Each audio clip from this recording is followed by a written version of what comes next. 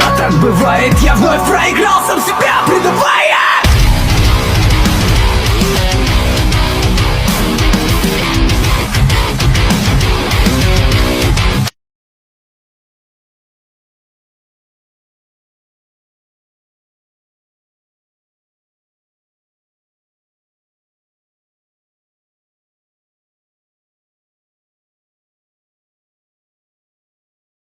Assalamualaikum warahmatullahi wabarakatuh. Ya, alhamdulillah kita lanjut ada pemahar berikutnya yaitu klien nomor 6868. Di sini ada terawangan badan ya. Untuk terawangan badan akan kita bagi menjadi 4 bab. Yang pertama kita bicara energi dulu. Energi manusia secara garis besar dapat dibagi menjadi 3. Dapat dikelompokkan menjadi 3. Yang pertama yaitu orang-orang dengan energi yang rendah ya. Siapa itu? Yaitu mereka yang sedang sakit ya, baik medis maupun non medis. Hal ini penting ya untuk diketahui. Kenapa? Karena di tahun 2022 ini banyak orang yang merasa dirinya kesurupan, ketempelan ya.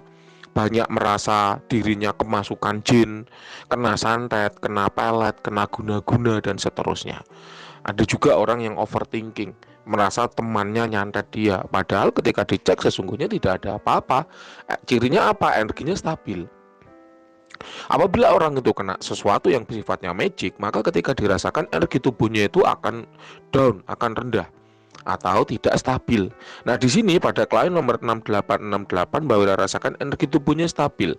Meskipun memang cenderung rendah, tetapi energi tubuhnya masih stabil. Hal ini menjadi tanda bahwa klien nomor 6868 tidak sedang terkena penyakit magic ya maupun penyakit medis.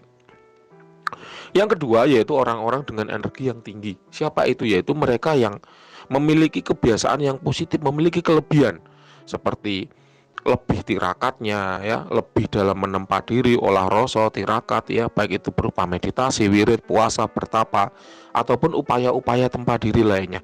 Mereka yang punya privilege ya, kelahiran istimewa seperti mereka yang keturunan raja-raja ataupun keturunan seorang yang gemar tirakat itu juga akan terlihat pada energi tubuhnya itu akan lebih tinggi, terasa lebih tinggi dan potensi untuk tinggi itu terlihat.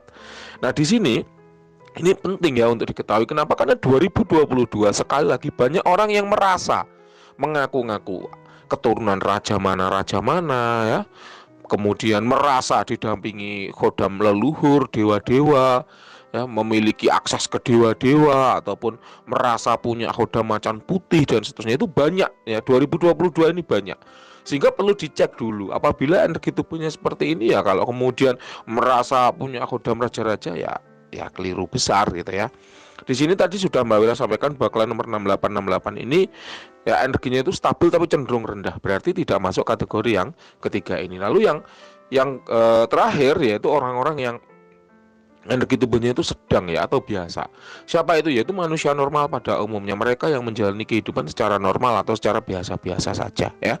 Ini kalau Mbak Wira skalakan dari 1 sampai 100, misalnya yang rendah di bawah 60, yang tinggi itu di atas 80, maka di sini klan nomor 6868 kira-kira ada di level 65. Dia senantiasa lelah ya, kemudian kurang olahraga. Sehingga apa yang terjadi, tubuhnya itu energinya itu ya nggak meluap-luap. Nah, ini ada kaitannya juga dengan auranya nanti ya. Kenapa? Karena aura adalah manifestasi dari energi. Jadi seperti apa energi yang ada pada tubuhnya, itu akan menjadi seperti apa warna aura yang bisa dilihat oleh orang lain. Di sini klien nomor 6868. Nah, sekarang kita menginjak bab 2 ya, aura. Klien nomor 6868 auranya dominan adalah biru gelap ya. Biru ini aura pengasihan yang kuat, aura pengasihan yang kuat. Kalau Anda dulu gemar mendengarkan channel Jejak Mistis, Anda pasti tahu bahwa aura merah itu konotasinya seperti seolah-olah negatif ya.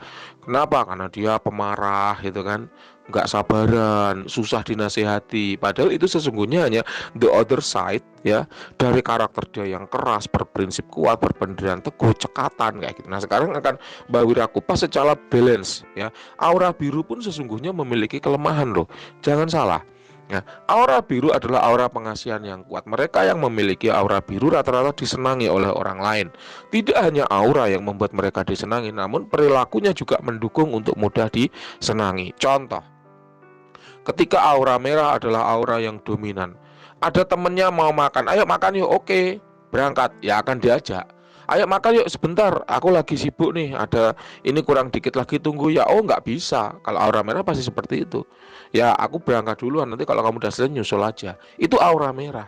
Kenapa? Karena mereka pingin semuanya serba cepat, cekatan. Sedangkan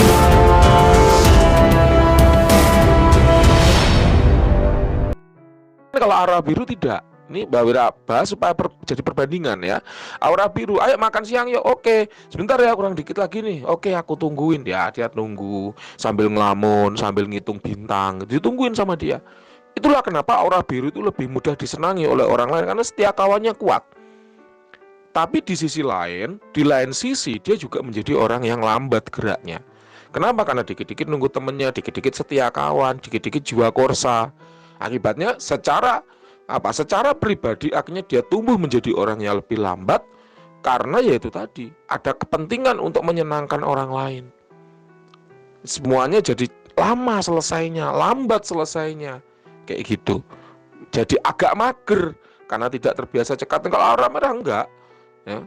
Ayo berangkat yuk. Bentar nih pasti pakai satu hal lambat berangkat duluan loh.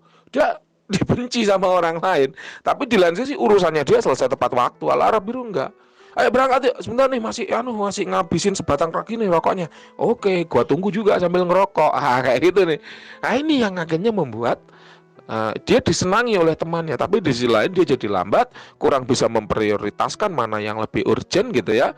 Kemudian urusannya sendiri tidak selesai tepat waktu. Gitu loh ya. Jadi balance, seimbang.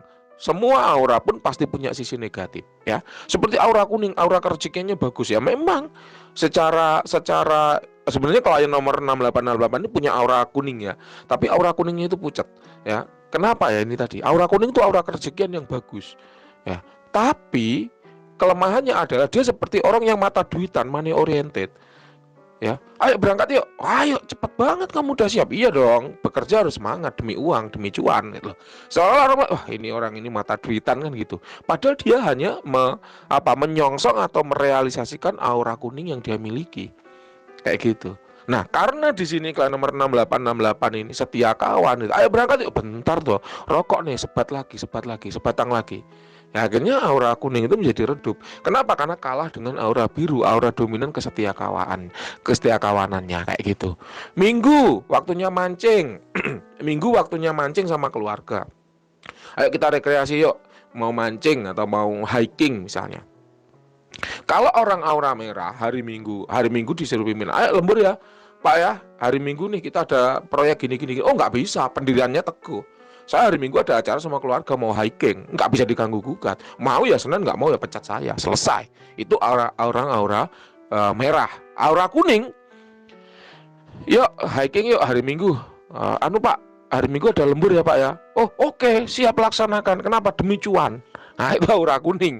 Ya itu aura kuning. Tapi kalau aura biru seperti ini. Hari Minggu ada acara hiking. Pak ini Pak hari Minggu ada lembur Pak, ini ada tender. Waduh ini mau datang nggak enak sama keluarga, mau nggak datang itu nggak enak sama teman. Akhirnya gimana yang terjadi? Ya sudahlah, mengalah kan gitu. Kita mancingnya hari Senin ya. Nanti hari Senin coba siapa tahu bisa bolos, hari Minggu ada lembur nih.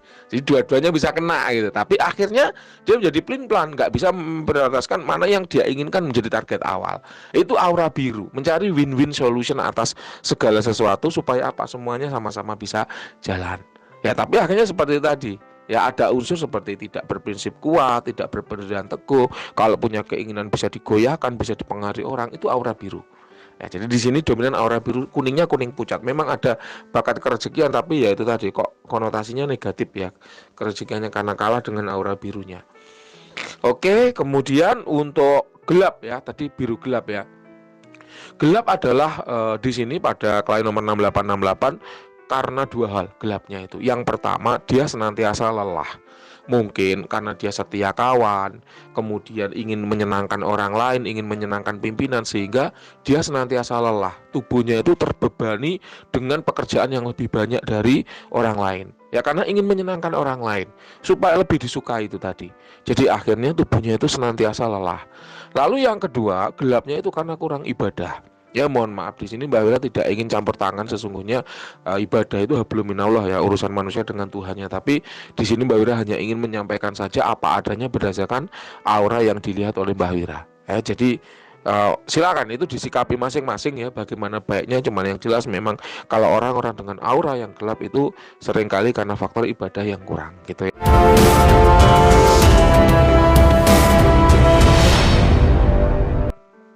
Yang terakhir, yang ketiga, kita bicara ada tidak yang negatif di badan. Mbak Wira tidak menemukan ada yang negatif di badan. Memang secara energi dia rendah, tapi semata-mata rendahnya itu karena tadi unsur kelelahan. Ya, jadi tidak ada energi negatif ataupun jin negatif yang mengganggu orang ini. Seperti itu. Nah, apakah klien nomor 6868 ini memiliki bakat? Kalau menurut Mbak Wira, bakatnya itu pada omongan. Ya, ini cakra tenggorokannya terbuka. Jadi dia ngomong sak ngomong itu mudah dipercaya orang, ngomong sak ngomong itu menyenangkan orang lain, ngomong sak ngomong itu lebih didengar, ngomong sak ngomong itu mampu menjawab masalah kayak gitu ya. Jadi ramah, calm, baik hati. Nah, itu yang tergambar pada klien nomor 6868 yang dominan di situ. Jadi cakra tenggorokannya udah terbuka. Lalu yang terakhir adalah ada tidaknya khodam di badan ya. Untuk khodam badan ini setidaknya dibagi menjadi 4 macam, tapi aturan mainnya ada 2. Yang pertama, Mbak Wira hanya akan membaca khodam yang benar-benar ada di badan. Kalau di benda Mbak Wira tidak akan baca ya, hanya khodam yang ada di badan.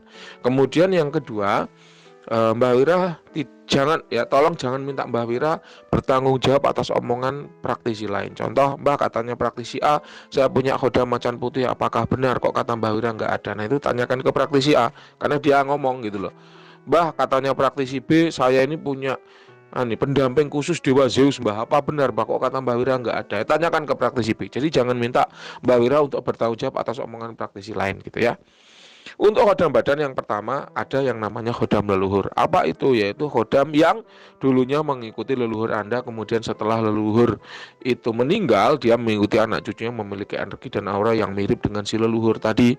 Pada umumnya khodam leluhur ini ya gemar ya mengikuti anak cucu yang mirip, aura dan energinya mirip. Nah, di sini mohon maaf Mbak Wira mendapat penglihatan ya, klien nomor 6868 di sini untuk jalur supranaturalnya itu biasa. Jadi leluhur-leluhurnya pun bukanlah orang-orang yang gentur dalam tirakat, sehingga khodam leluhurnya tidak ada pada diri Anda, dan pada leluhur Anda pun juga tidak ada kayak gitu. Itu yang Mbak Wira lihat. Kemudian yang kedua yaitu khodam pengisian, yaitu khodam yang sengaja diisikan ke dalam badan untuk tujuan tertentu. Hati-hati, Anda memiliki kecenderungan untuk mengisikan khodam ke dalam badan.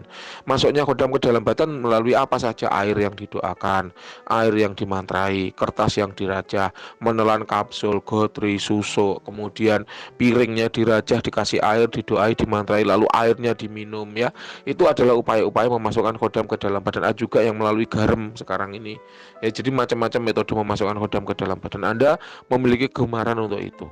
Tapi hati-hati, ya hati-hati. Tubuh Anda bukanlah tubuh yang kuat untuk dimasuki khodam. Hati-hati, dampak negatifnya akan ada banyak sekali. Mbak Wira sudah pernah membahas dalam YouTube Jejak Mistis, ya bukan YouTube Mbak Wira, tapi YouTube Jejak Mistis, judulnya adalah 6 dampak negatif pengisian khodam ke dalam badan. Ya, 6 dampak negatif pengisian khodam ke dalam badan. Coba aja cek, di situ sudah Mbak Wira bahas dampak negatif dari pengisian khodam ke dalam badan, ya. Jadi untuk khodam pengisian ini memang ada kecenderungan untuk itu, tapi mohon maaf untuk khodam badannya tidak ada.